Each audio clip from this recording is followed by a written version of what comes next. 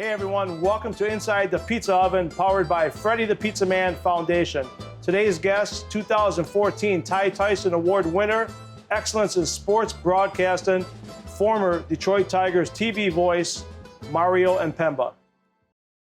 All right, welcome in, Mario Impemba. Thank you during the pandemic. Fredi, absolutely. How are you? Good, thank you for being here. My pleasure. So we're going to talk a little life and sports, and we're going to make a pizza. Have you ever made a pizza while on here? I'm Italian, and my mom and dad used to make pizza all the time. As a little kid, I would watch, but I would never get involved. I have no skills in the cooking area, so I can eat. I can eat. Well, we're going to eat some of this. All right. So I'm going to put a little sauce. I'm going to put a little sauce on yours. I'm going to let you spread it, and then I'm going to take over after you're done. This one is going home with you right here. The official one's going home with me, right? Exactly. Yeah. So, Mario, you've been in the broadcasting business for, I would say, over 25 years, right? Yeah. So the most important thing people probably don't realize is family, how important family is being on the road for that many years. So your wife, Kathy, your sons, Brett and Daniel, how much do they mean to you? How important are they when you're on the road all those days? Well, Fredi, it's a great job. It's what we dream about doing, going to baseball games and having that as your profession. But there are some downsides, and I would say the biggest downside is being away from family. And I miss so many swim meets and baseball games and concerts and all that stuff that when I look back on it now, I wish that maybe I would have done some things differently in terms of maybe made more time for the family. But you're so zeroed in on your career that you don't think about that at that point. But looking back on it, they obviously mean the world to me.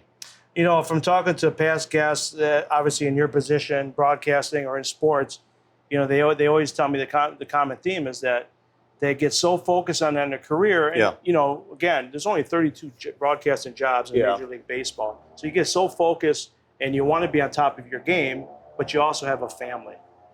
And it's a hard balance because you'll get up in the morning and you'll prep for a game, and when you're doing 162 of them, you've got to be ready. Yeah. I mean, you're on the air for 3 to 4 hours a night.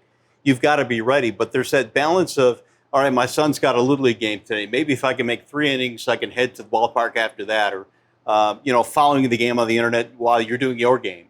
But it's a tough balance a tough thing to try and balance, but I think after a while you get used to the rhythm of it, and then all of a sudden your kids are grown and they're out of the house, and you wonder, wow, that went by fast. When you was it 95 you started? Was it the California Angels? Was the Anaheim Angels? They were the California Angels at that time. Were your kids born when you started? Yeah, my first son was born in '93, and my younger son in '96. So they were really, really young. My first son was born when I was in Tucson in the minor leagues, and I was making no money, and we were struggling to get by. And at that point, I had been 8 years in the minor leagues, and I thought, how much longer can I do that? I have a son now.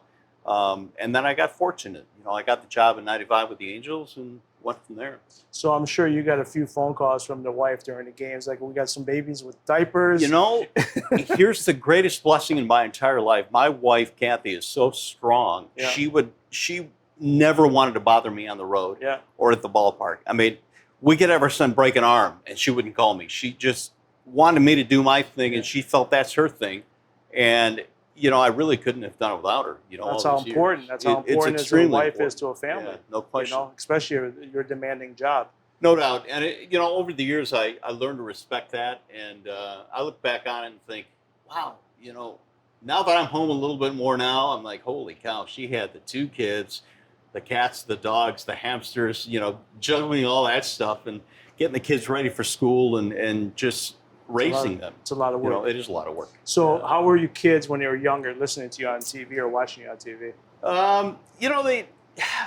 You would have to ask that to them, but I think that, they probably thought it was kind of cool. But after a while, it's like, it's just Dad. He's just on TV doing another game. And, I talked to Mike Kaline, Al's son. Yeah. Al recently passed away. And I said, what was like the typical day like in the Kaline household on game days? And he said, it just got to the point that that's just what Dad did for a job. And you weren't sitting there thinking, who are the Tigers facing tonight? Who's he facing in the starting pitching on the other team tonight? You don't think about that. That's what Dad does. And I think that's what they felt too. So '95, you started with the Angels. Obviously, you grew up a Tigers fan as a young boy. I'm just a couple years younger than you. Getting into the broadcasting business, we all know Ernie Harwell, Paul Carey. We'll talk about them later. But who are some of the guys not in the Detroit market that paved the way for you or influenced you, or you just grew up idolizing? Well, I was one of those kids, and most announcers are like this, where they fell asleep, with the radio on the pillow. And I would pull in games from all over the country, KMOX in St. Louis, and listen to Jack Buck. Yeah. I pull in Harry Carey in Chicago, Harry Callis in Philadelphia, Mark Holtz down in Texas. And I would listen to these guys over and over and over. Now, it was staticky, and it wasn't really clear, but it gave me a foundation of, wow, I like what he does. I don't particularly like what he does. Yeah, I got to do more of that. As a kid, I was already thinking, if I could become a baseball announcer, this is how I would do it. And yes, Ernie and Paul were probably my biggest influences professionally, but you pick up so many things just listening to others and learning from others, and that's what I tried to do. It's funny here, growing up a Tigers fan, we got a lot of Harry Carey because of watching Chicago Cubs on WGN. Yeah. And then Atlanta, we had the Atlanta channel, and I forgot was it Skip? Skip Carey. Skip Carey, that's right. So we got a lot of those two guys when watching Tiger games as well, too. So. Yeah, and Harry's days, in my opinion, with the Cubs were not his best days. He almost became kind of a character, with the Cubs. And that's been said before. You're not the only one that said that. So. Yeah, but if you go back and listen to his announcing with the Cardinals early on in his career, technically, he was as good as any announcer out there. Yeah. And, unfortunately, and I talked to Chip, his son, about this, that people only remember the goofy glasses and drinking beer in the air and all that, all that kind of stuff. But you go back and listen to his early stuff, man, it's primo. It's really good. Yeah, absolutely. Yeah. Let's pop these in the oven, all right, and then we'll jump on the table and we'll finish the interview. Okay? Sounds good. Thank you. All right. Thank you.